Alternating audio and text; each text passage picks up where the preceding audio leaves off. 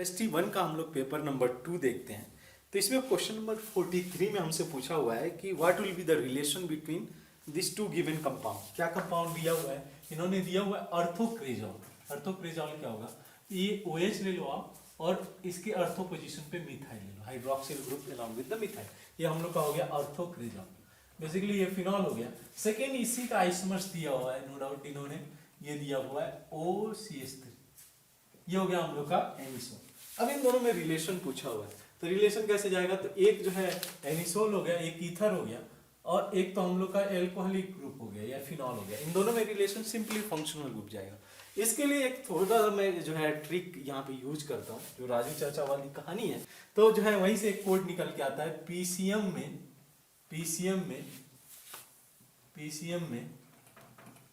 Fail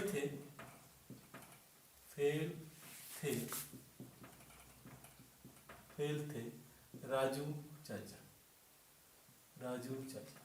तो यहां से क्या है, केस कैसे कंसीडर क्या करोगे कि इन दैट केस सबसे पहले आपको देखना होगा रिंग चेन आइसोमरेज को, कि अगर रिंग हो जाए और दूसरा चेन हो जाए तो उसको सबसे पहले आप देखना।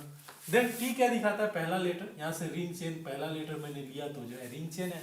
दूसरा लेटर क्या दिखा रहा है, तो दूसरा लेटर दिखा रहा है टॉटोमरेज को, तो यानी कि अगर रिंग चेन नहीं होगा तो टॉटोमरेज कंसीडर किया जाएगा। नेक्स्ट आता है एफ, क्या दिखाता है, तो फंक्शनल आइसोमरेज, ठीक है, फंक्शनल हो सकता है।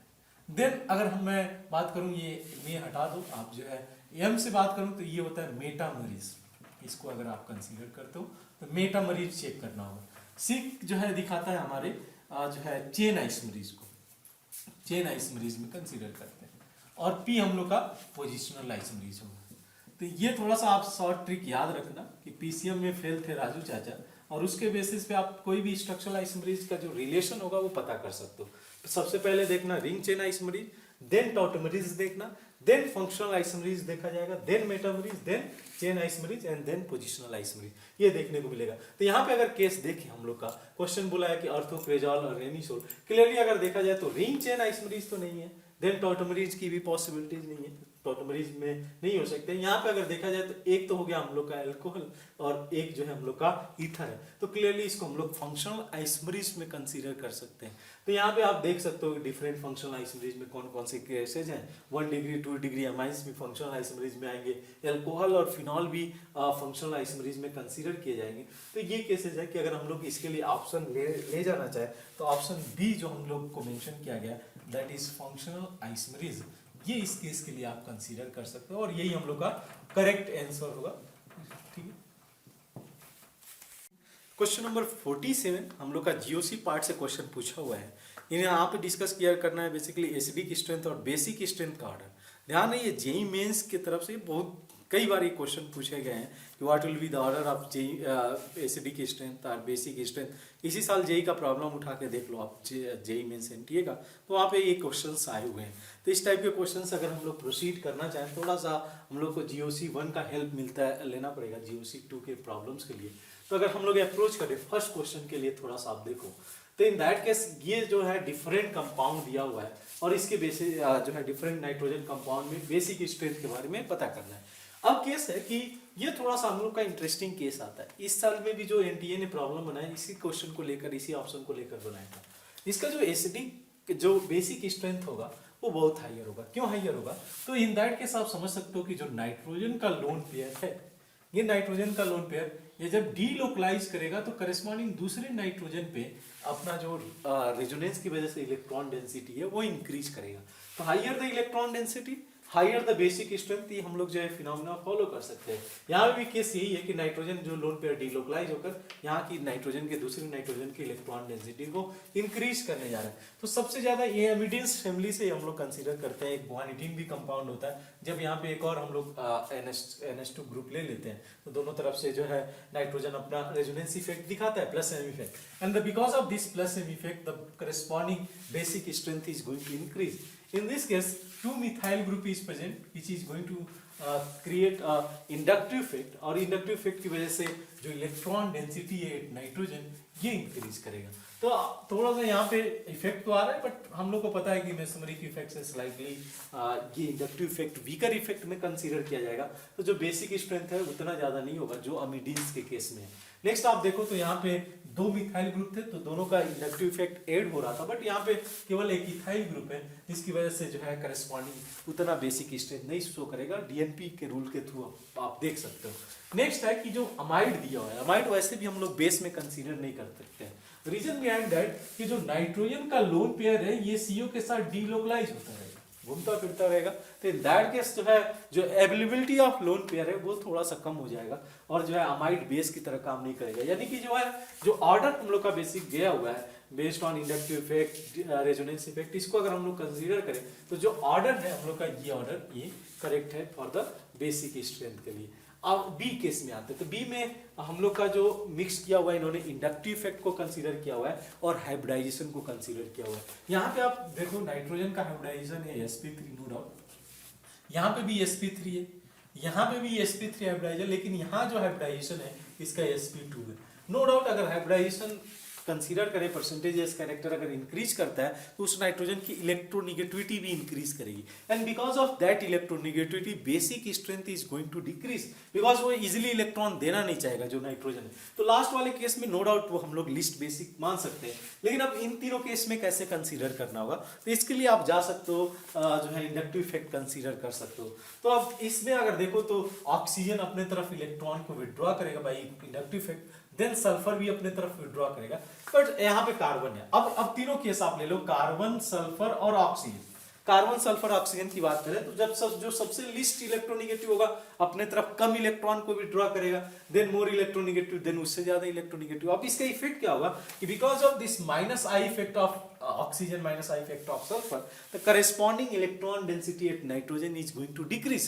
If that is going to decrease, obvious case is the basic strength is also going to decrease in that case. तो अगर इस केस को कंसीडर करें तो सबसे ज्यादा बेसिक ये हो जाएगा। नेक्स्ट केस में हम लोग का जो है सल्फर के साथ ग्रुप अटैच्ड है, सल्फर ग्रुप अटैच्ड है, देन ऑक्सीजन। तो ये case I think B option हम लोग जो है जा सकते हैं करेक्ट केस के लिए। ये भी एक क्वेश्चन रहा है ये जेई एडवांस की तरफ से जो एसिडिक स्ट्रेंथ का कंपैरिजन है, ये थोड़ा सा जो है हम लोग का केस बन के आता है। ये ध्यान में रखना कि जो बेंजोइक एसिड है वो स्ट्रॉन्गर एसिड है एसिटिक एसिड से। जो हम लोग का ये रहा एसिटिक एसिड, ठीक है, एसिटिक एसिड, और ये हम लोग का हुआ फॉर्मिक एसिड। तो नो डाउट जो बेंजोइक एसिड है वो स्ट्रॉन्गर एसिड है एसिटिक एसिड से, बट वीकर एसिड होगा फॉर्मिक एसिड से। इसी पे जेई एडवांस ने पिछले साल क्वेश्चन पूछा, बहुत लोगों ने इसको गलत करके आए।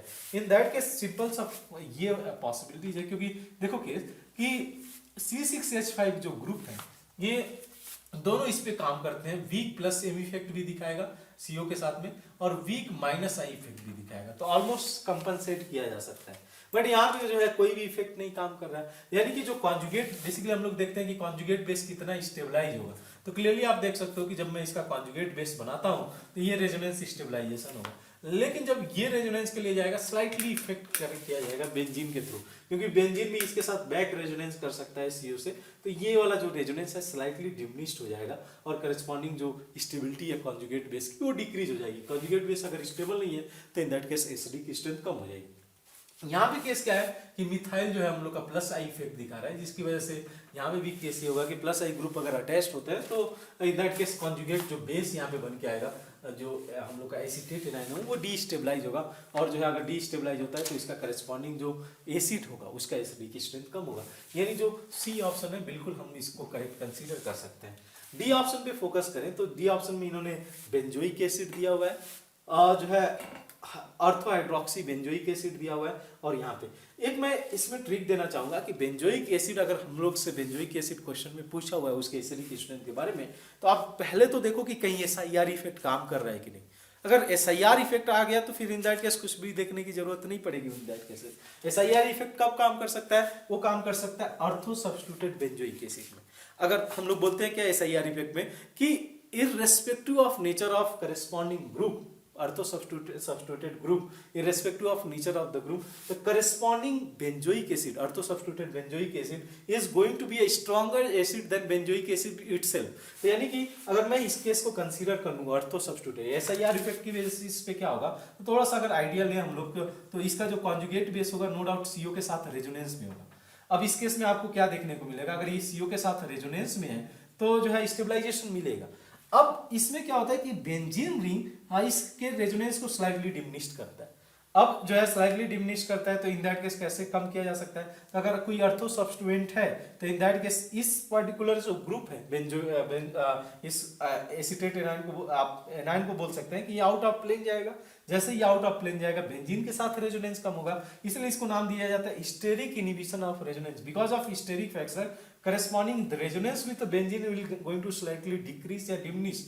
अगर वो डिक्रीज हो जाता है तो इन दैट केस जो है इसके साथ में रेजोनेंस इंक्रीज हो जाएगा। तो अर्थो इफेक्ट का एक हम लोग यहाँ पे या SIR इफेक्ट कंसीडर करते हैं कि बेंजोइक एसिड, अगर अर्थो सब्स्टिट्यूटेड बेंजोइक एसिड है तो उसका एसिडिक स्ट्रेंथ ज्यादा होना चाहिए, यानी कि ये यहाँ पे गलत दिया हुआ है, इसको कंसीडर नहीं कर सकते ऑप्शन के लिए।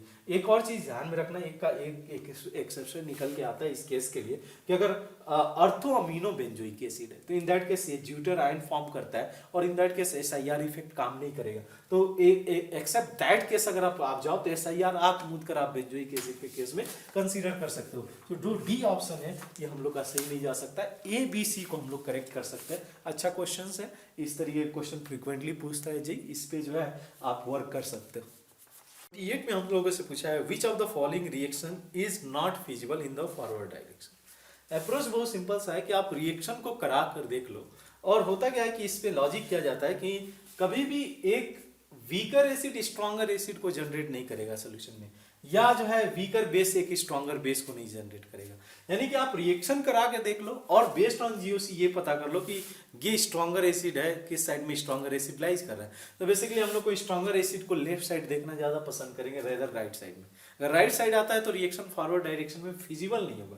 तो अप्रोच क्या होना चाहिए इस क्वेश्चन को लेके कि आप रिएक्शन को करा लो और उसके बाद देख लो कि ये करस्पॉन्डिंग रिएक्शन होगा कि नहीं होगा। अब आप अप्रोच कैसे जाएगा देख लो एक बार। इस पहले क्वेश्चन के पहले ऑप्शन के लिए मैं जाऊं तो इन दैट केस रिएक्शन अगर हो जाए, मान लो कि हो करा दूं मैं इसमें, तो ये बन जाएगा sodium phenoxide along with H2CO3 carbonic acid.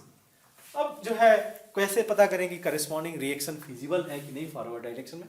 Approach बहुत सा सिंपल है कि इधर से आप एक एसिड पकड़ लो जो मतलब जो H+ दे रहा है, और इधर से राइट साइड से एसिड पकड़ लो, ठीक है।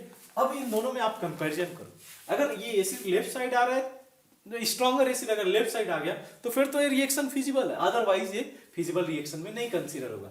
इसमें थोड़ा सा हम लोग को हेल्प मिल जाएगा इसके pKa वैल्यू से। अब जो है जब हम लोग बात करते हैं फिनॉल की तो इसके pKa वैल्यू को कंसीडर किया जाता है अराउंड 10 के आसपास, ठीक है। और हम लोग को पता है कि अगर pKa वैल्यू जितना कम होगा उतना एसिडिक स्ट्रेंथ ज्यादा होगा, लेकिन अगर इसका pKa की बात करें तो अराउंड ये 6.7 के आसपास में pKa वैल्यू आता है। नो डाउट अगर रफ वैल्यूज भी याद रखो तो इन दैट केस में काम कर जाएगा, 6 भी याद रखो या 7 भी, तब भी ये काम कर जाएगा। तो क्लियरली देख सकते हो कि यहाँ पे हम लोग का H2CO3 स्ट्रॉन्गर एसिड है, फिनॉल हम लोग का वीकर एसिड है, और मैंने पहले ही बोला कि वीकर एसिड स्ट्रॉन्गर एसिड जो है जनरेट नहीं करेगा। अदर वे अराउंड रिएक्शन भले फिजिबल हो लेकिन इस डायरेक्शन में रिएक्शन फिजिबल नहीं होगा, यानी हम लोग का जो ऑप्शन ये है इसको नहीं कंसीडर किया जा सकता है। इन दैट केस बोला है कि not feasible, sorry not feasible, तो option A is not feasible reaction. Now इस केस में अगर देखो बी में तो क्लियरली है कि ये रिएक्शन होगा, पीएच करा दो आप रिएक्शन और उसके बाद एनालाइज करो ये रिएक्शन होना चाहिए या नहीं होना चाहिए। H2CO3 ये केस है। अब देखो फिनॉक्स, अगर हम बेंजोइक एसिड की बात करें तो बेंजोइक एसिड का pKa वैल्यू आता है अराउंड 4.6 के आसपास में या 4.7 के आसपास में। यहाँ पे हम लोगों ने pKa इसका मेंशन किया है 6.7। क्लियरली हम लोग का जो है जो बेंजोइक एसिड है that is a stronger acid, और ये राइट कर रहा है लेफ्ट साइड में। अगर ये लेफ्ट साइड में लाइज कर रहा है तो ऑब्वियसली ये जो रिएक्शन है ये फॉरवर्ड डायरेक्शन में फिजिबल होगा, यानी कि ये ऑप्शन हम लोग को नहीं जा सकता, बिकॉज हम लोगों से पूछा हुआ है कि not feasible in this case. इस केस में भी कंसीडर करते हैं, रिएक्शन करा के देख लेते हैं। तो क्लियरली देखोगे ये जनरेट करेगा NH3+, ठीक है, और जो है यहाँ पे आ जाएगा CH3 पहले से दिया हुआ है, और साथ में एनिलीन एज ए प्रोडक्ट दे देगा। अब यहाँ भी केस क्या है कि दो बेस है, क्योंकि हम लोग का बेस कंपेयर कर सकते हैं, इसके बेसिटिक स्ट्रेंथ के बारे में आइडिया है। तो एक बेस तो ये हो गया अर्थो सब्स्टिट्यूटेड, और यहाँ पे एनिलीन हो गया। यहाँ पे एक हम लोग SIP कॉन्सेप्ट मेंशन करते हैं, या एक तरीके से आप बोल सकते हो steric inhibition of protonation. Because of this steric, इसका जो प्रोटोनेशन होता है वो वीक हो जाता है, तो इन दैट केस ये वीकर बेस है, और ये जो हम लोग का एनिलीन है ये स्ट्रॉन्गर बेस है। इसके पीछे अगर कंपैरिजन करना चाहोगे तो SIP इफेक्ट के थ्रू आप कंपेयर कर सकते हो। यानी वंस अगेन अगर आप देखो कि एक वीकर बेस सोल्यूशन के अंदर स्ट्रॉन्गर बेस जनरेट कर रहा है, ये तो होना ही नहीं चाहिए, क्योंकि हम लोगों ने लॉजिक क्या दिया कि जनरली जो स्ट्रॉन्गर एसिड होगा या स्ट्रॉन्गर बेस होगा उसको लेफ्ट साइड में लाइज करना है रिएक्शन के, अदर साइड अगर लाइज कराए तो रिएक्शन फिजिबल नहीं होगा। क्वेश्चन में पूछा है कि विच इज नॉट फिजिबल, तो क्लियरली हम लोग का सी भी फिजिबल रिएक्शन नहीं होगा। इसको करा के देखते हैं। तो इन दैट केस देखो आप, ये बन के आएगा नाइट्रोजन, इसको अगर हम लोग प्रोटोनेशन करा देते हैं तो ये पाइरोल कंपाउंड है, तो ये प्रोटोनेट हो गया, और इसको जो है हम लोग जनरेट कर देते हैं। तो केस क्या हो गया कि pyridine एक साइड बेस हो गया, एक पाइरोल हो गया।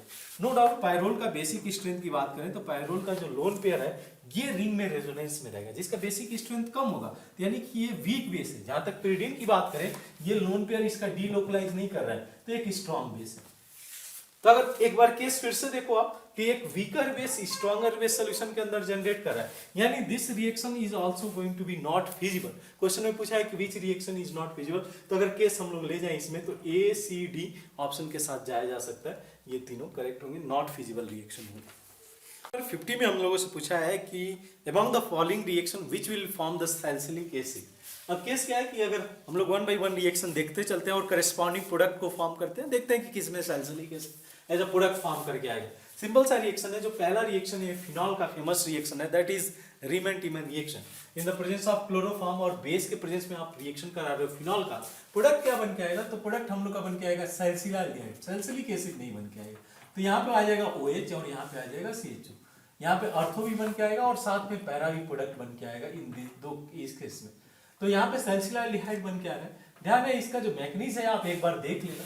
नॉर्मल रीमन-टीमन भी मैंने डिस्कस किया हुआ है और एक नॉर्मल रीमन-टीमन भी रिएक्शन डिस्कस किया हुआ है, तो थोड़ा बहुत इस नोट से देख लेना इसको। अच्छा प्रॉब्लम है, इससे क्वेश्चंस बनते हैं जो है। तो यहाँ पे हम लोग का जो सैलिसिलिक एसिड है ये नहीं बन के आ रहा है, रादर यहाँ पे सैलिसिलाइड फॉर्म करके आ रहा है, तो ऑप्शन ए नहीं हो सकता है। बी ऑप्शन की तरफ प्रोसीड करते हैं। ये थोड़ा सा मॉडिफिकेशन है रीमन-टीमन रिएक्शन का, स्लाइटली हम लोगों ने मॉडिफाइड किया। क्या मॉडिफिकेशन किया गया है, तो CaCl3 की जगह पे क्लोरोफॉर्म की जगह पे टेट्राक्लोरोकार्बन यूज किया गया, बस ये डिफरेंसेज है। और इस डिफरेंस की वजह से प्रोडक्ट में क्या डिफरेंस आएगा, तो इन दैट सिनेरियो क्या होगा कि जो करेस्पॉन्डिंग हम लोग यहाँ पे CHO ग्रुप देख रहे हैं, यहाँ पे जो फाइनली प्रोडक्ट बनेगा ये बनेगा COH, सैलिसिलिक एसिड फॉर्म करके आएगा। अर्थोसैलिसिलिक एसिड साथ में पैरासैलिसिलिक एसिड भी फॉर्म करके आएगा। यहाँ पे हो जाएगा OH और यहाँ पे पैरा पे जुड़ जाएगा COH। ये भी डिस्कशन का पार्ट रहा रीमन-टीमन। यहाँ पे देख सकते हो क्लियरली कि salicylic acid as a product form करके आ रहा है। हम लोग का जो बी ऑप्शन है that is also going to be the correct. यहाँ पे क्लियरली देखो जो है ये कोल्स इस्किमेटिक रिएक्शन है, तो सी पार्ट में क्या होगा, ये भी जो है अगर देखा जाए तो क्लियरली यहाँ पे भी as a salicylic acid product हम लोग को देखने को मिलेगा COH। अब जो है लास्ट रिएक्शन क्या है, तो यानी कि जो सी ऑप्शन है इसमें भी हम लोग का जो है as a salicylic acid form करके आ रहा है। ऑप्शन डी में क्या होगा, तो ऑप्शन डी में देखो तो आप जो है ये जो ऑक्सीजन है ये रिएक्ट कर जाएगा इसके साथ में और ये फॉर्म कर लेगा COC, यानी कि जो है ये प्रोडक्ट फॉर्म करके आएगा सॉरी CH3। तो यहाँ से बेसिकली HCl मैंने रिमूव किया, बेसिकली इसका एस्टरिफिकेशन रिएक्शन है, ये एस्टर फॉर्म करके यहाँ पे आ रहा है। तो अगर देखा जाए हमारा जो बी और सी है इसके थ्रू रिएक्शन के थ्रू हम लोग का एज अ एक हम लोग कंसीडर कर सकते हैं रीमन-टीमन रिएक्शन, एक कोल्स इस्किमेटिक रिएक्शन। इन दोनों रिएक्शन में salicylic acid as a product form कर रहा है, तो बी एंड सी करेक्ट होगा और जो है ए एंड डी जो है रॉन्ग होगा। तो जो है ओवरऑल पेपर में देखा जाए तो इन दैट केस जो है मॉडरेट टाइप के क्वेश्चंस है, easy to moderate. Mostly easy part को कवर किया गया है क्योंकि 11 से मैक्सिमम जो सेक्शन है उसको इन्होंने कवर किया हुआ है। जीओसी पार्ट को कवर किया है, आइसोमरीज पार्ट को कवर किया है। तो जो है ये इंपॉर्टेंट टॉपिक्स हैं, इसको जो है गो थ्रू हो जाओ, आप एक बार देख लो और इसे क्वेश्चन बनने के भी चांसेस है मैक्सिमम केसेस में आपसे